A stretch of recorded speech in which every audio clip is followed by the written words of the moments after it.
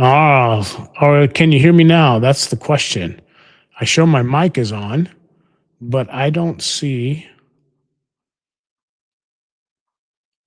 Wow. So the enemy really does not want this to be heard today. And so I'm wondering if you're still online, whoever it is, if somebody could just give me a thumbs up a or let me know in some form or fashion. I'm going to go with it is because I see the green markers on that, and I don't know if it did before. I've had some audio problems before, but I want you to stay with me on this podcast. And so if you're just catching this, you moved up into the forward piece of this. Um, Stay with me to the end because we're going to talk about a specific date that's coming up. And so if we're looking at the Jubilee calendar, we're on the 250th anniversary, which is exactly 5 jubilees. And so on July 4th, 1776, during the signing of the Declaration of Independence, on a Jubilee calendar, that's the 14th of Tammuz, which is Passover, which is kind of interesting if you're thinking whether we're a covenant nation or whether God's got some particular timelines or whether he's rising up a nation for a particular time, then that's a big deal because 250 years later on the Jubilee calendar is also Passover. And so when we're looking at Lincoln's Emancipation Proclamation on September 22nd, 1862, right, that was Tishrei 1 on the Jubilee calendar. And so I'm hoping somebody can hear me on this because it's kind of cool because that's literally the Feast of Trumpets. And that's the entry into the civil new year. It's going in and declaring liberty on the Feast of Trumpets, and throughout that whole land, there's a blowing of a shofar.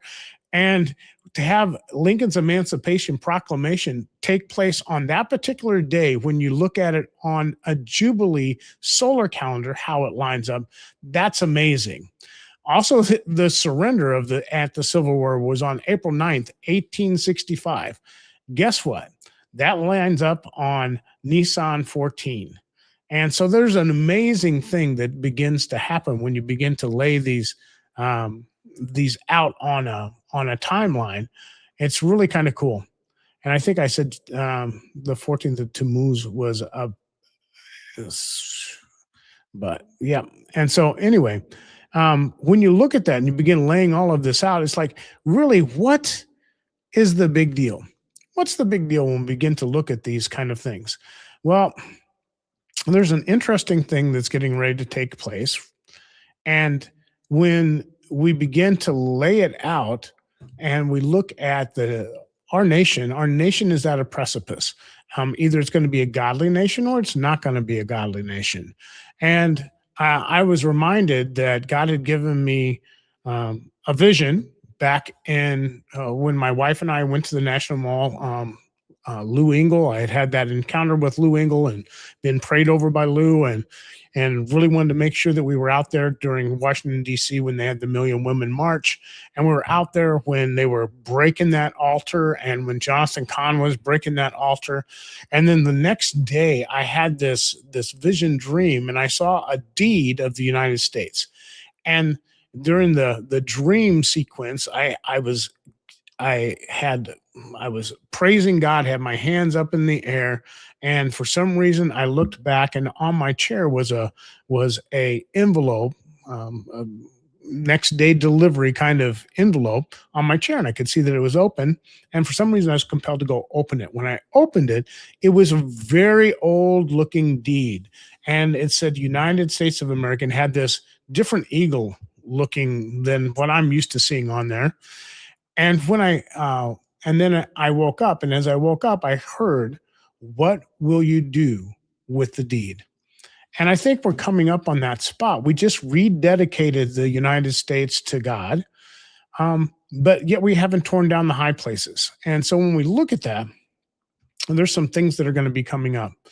And one of those things that's going to be coming up is the 4th of July. And the 4th of July, like I said, it falls on that specific solar date. But another thing happens on September 22nd. And I don't know if you've ever seen the image. I should have pulled it up and had it ready for to be able to put on to the podcast, but I didn't have time. I kind of wanted to get this out there just a little bit, and we'll probably do a couple of episodes, kind of maybe unpacking it a little bit, or maybe a blog point. But on September 22nd, right? That's the Feast of Trumpets. And when you look at the Feast of Trumpets and what it signifies, that's a big deal. Satan has this way of taking holidays and holy days and trying to twist them and pervert them or to use them. He's not a new author of anything. In fact, he's got no new tricks up his books, but he doesn't get to create anything. He can only use the science, the principles that God has in and he can take and pervert them. And just like with the nation of Israel, something can start as pure and holy and then be defiled. And that might actually be some of the case of the United States, because when we see the establishment of Washington, D.C., something has shifted. I mean, why do we have these streets laid out like a pentagram? Why do we have this big, huge obelisk from Egypt that's a granite quartz obelisk, and it actually lines up with the reflection pool that lines up with the state capitol? And why do we have all of these pagan symbols in the United States? And we can say that we're a nation built on biblical principles for sure. When the Puritans were coming over, so on and so forth, and when we were being established, and we were looking at the declarations of independence, and we put all of those things into place. But the question is, did we remain? And if we look at how the streets of Washington, D.C. are set up, it should leave us scratching our head. But when I looked at some of the science behind it, then some other things began to be compelling, especially as I was looking at what the Feast of Trumpets is, and it's going to line up. Did you realize that the fall equinox, the streets on our national capital are designed around the fall equinox? They've surveyed it beautifully. It's laid out immaculately according to a schematic of that's unholy, to be honest with you. But it marks out the fall equinox, and it will run straight down and line up with the state capitol, with the obelisk, with the reflecting pool. An interesting thing about that reflecting pool is they just put so much effort into seeing it restored for this 250th anniversary. And when we move into September 22nd of this year coming up, there's something that's crazy happens. Not in the history of the U.S. Every fall equinox has always landed and has always that diagram of our nation's capital. It's absolute. It always shows up. But this is the first time in our nation's history that the Feast of Tabernacles actually falls on that particular day, 250 years after the streets have been, well, not quite 250 years, because they were built in the later after the signing. But that's a crazy coincidence. A matter of fact, the mathematical reality is that it's 1 in 39,447,000. That's the mathematical odds. And so I just had to kind of look at that. And that mathematical odd is if you were standing on the Empire State Building, and there's lightning storm all the way around you, striking everywhere hundreds of times per minute, and you took one atom of a molecule of water and was managed to blow one atom out and have a lightning strike that atom at that particular moment that you threw it out. That's the kind of odds. Or it actually gave me the Texas, if you had 2 foot of gold coins all stacked 2 feet deep, and then you threw one coin in and had a bulldozer go back and forth across Texas, and you reached down and pulled it out. That's the kind of odds that this alignment that's happening in Washington, D.C. on that street on that day, that's the kind of craziness of 1 in 39,447,000 odds. That's insane. So why? The question to me was why? Why did we build the streets so to be in that kind of a direction, in that kind of a piece, and why did they do it that way that we end up with that kind of a piece? I'm having a little camera audio. Man, the devil does not want this to come out at all. And so for whatever reason, things are messing up on this podcast. And so I'm just going to get it anyway. And if I have to do this podcast 2 or 3 times, I'm going to get it done anyway. And so God's never late, and he doesn't check our human calendars. And the rise and the fall of Gentile nations and the United States and all that, he doesn't check with us, but he does have a time clock. And if he's having this event and some of the things of our nation history line up with the things and the of holy days and feast days that he's put in alignment on a calendar, then we should probably scratch our heads, take a moment, take a pause, and go, what's he really trying to say to us?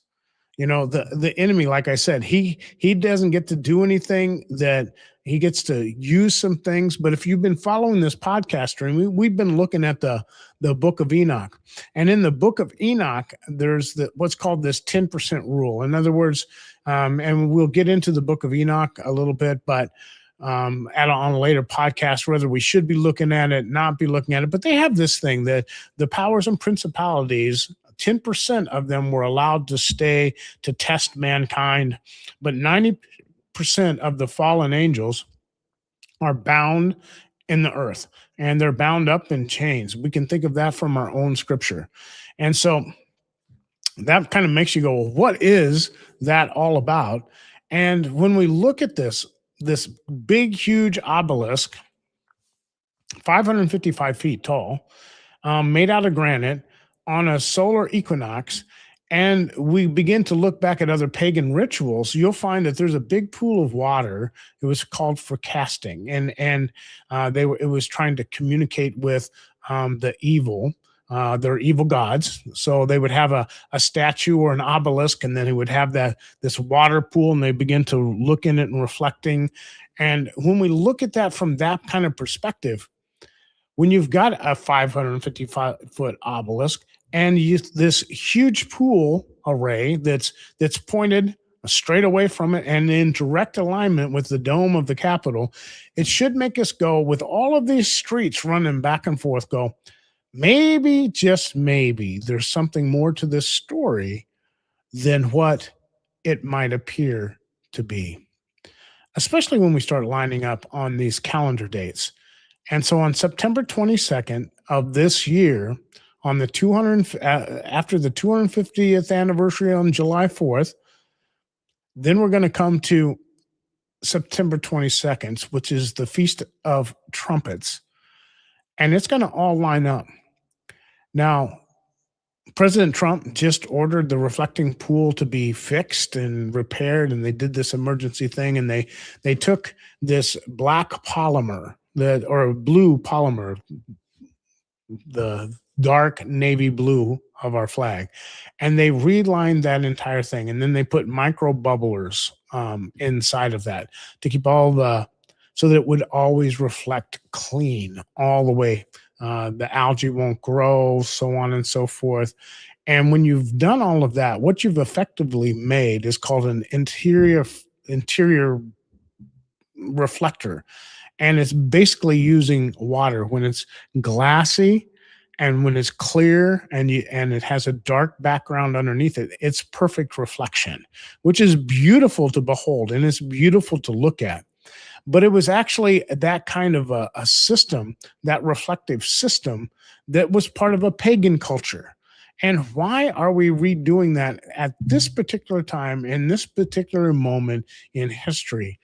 And it made me scratch my head just a little bit more. And I began to think about this 250th anniversary.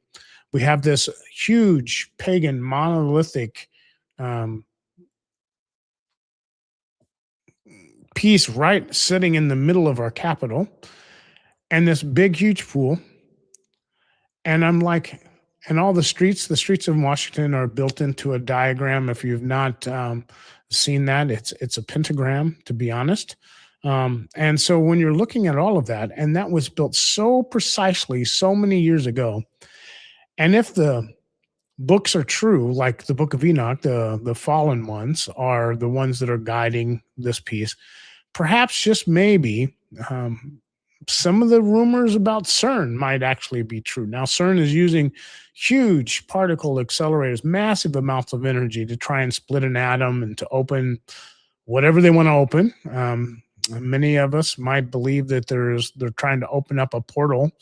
And if you know the Book of Enoch, then you'd be saying there might try and be open up a portal to those 90 percent of demonic forces that are still down below. Maybe it's a military last coup to try and find something to happen. But something is definitely going on. And it should make us scratch our heads and do some more research, which is what I'm going to be doing. And looking at this is why are all these lining up in the on the calendar right now on the Jubilee calendar? Why are we sitting here with moving America away from being our partner with Israel that just wiped out so many forces that were trying to destroy Israel just for a good deal? Um, there's some things that aren't adding up right now. And I'm just wondering, perhaps, even in the founding of our nation, did we leave things open up for other gods by being open? Because we didn't say one nation under Jehovah or one nation under Yahweh. We said one nation under God. And to a Christian at that point, that would be an absolute that's what we're talking about. But when something's left opaque, and that's an opaque statement that leaves it open to be translated different ways, moved to different ways. Um,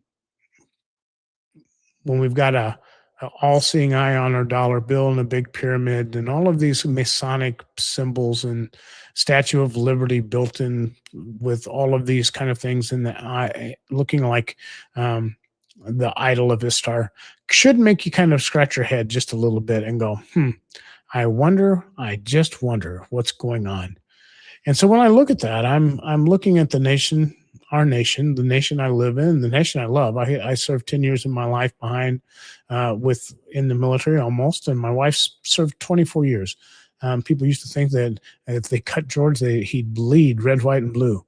And I still bleed red, white, and blue and believe in this nation, but this nation is at a precipice. Either we're going to tear down the things that have set themselves up against God, or we're going to keep going down that same direction. And we've not, I just did the research in the first 6 months of this year. We're set to make a new record on how many abortions have been performed. And that's because we've opened up this new avenue of mail order abortion pills. And so even tracking that is probably less than what it actually is. So if we're not going to tear down the high places, and we're just going to have a rededication ceremony and say that, yes, we're a Christian nation, or yes, we are, then we need to act like a Christian nation. We need to set up the things for a Christian nation. And by the way, a nation that calls upon the name of Yahweh, his name, now that's a covenant nation, of which God is not in his word declared a covenant with the United States. He didn't declare a covenant with Babylon, yet he used Babylon. Babylon had to pay a price, but he used Babylon. And so you even look at the Shadrach, Meshach, and Abednego and the coming of the Messiah in to rescue them. Just because we're a nation that's moving in a direction does not mean Obama might have been right. So, we're no longer a Christian nation. That could have been true, but we just rededicated this nation that I live in and that I love, back to God, are we going to do the things that honor God then? And kind of separating away from Israel, um, having this big, huge obelisk and idols that are in our nation. Are we good? Could you imagine the fallout if we said, well, you know what? We just recognized that the Statue of Liberty was not actually built as a Statue of Liberty. It was a statue of Escar, and we just want to tear it down. Man, the nation would go crazy, but it might very well be that. Could you imagine the nation of Israel having so many idols that they've grown up with and loved and offered to, and then somebody gets anointed king like Josiah, and they come and they start tearing all the high places down, says, no, we're going back to God. It'd be a hard one. That'd be a hard one. So I'm not exactly sure where to take that piece, but I know this. I know that we've got a limited amount of time to bring people into the kingdom of God. And it could be that there's some things getting ready to happen in the United States that might even shorten that time. Or maybe the king comes back early. Maybe the king comes back right on time. The day and the hour unknown. But we're approaching an unprecedented time that's never been done in the history of the United States. As a matter of fact, I ran the odds by looking at the calendar and extrapolating that data out. You know that it will not happen again for centuries for that particular day to fall on a holy day. Not even the holy day but that particular day, the Feast of Trumpets day. I don't know what's going to come of it, but I thought I'd just kind of put this out there that we're doing some things as a nation right now that's not reflecting God. But we have an opportunity to really be a nation for God, or maybe the enemy is trying to get our nation to turn a different direction. President Trump's not going to be in office forever, and that's the truth. And who knows where it's going to go. And I don't even know if there's anything to this. It's just astronomically insane when you look at the odds of the Feast of Trumpets falling on the equinox on our exact 250th anniversary. You know, at the end of a Jubilee, you have to renew a contract. Are you God's or not God's? That's the question. Have a blessed day. I hope it was kind of informational. We'll be doing some more podcasts coming up. Please take a look at some of the stuff down below. I did put Ken, BibleFacts.org on there. He does a lot of work on all of the Qumran scrolls, on the Ethiopian canon, and some good information, especially around the Jubilee calendar, the solar calendar.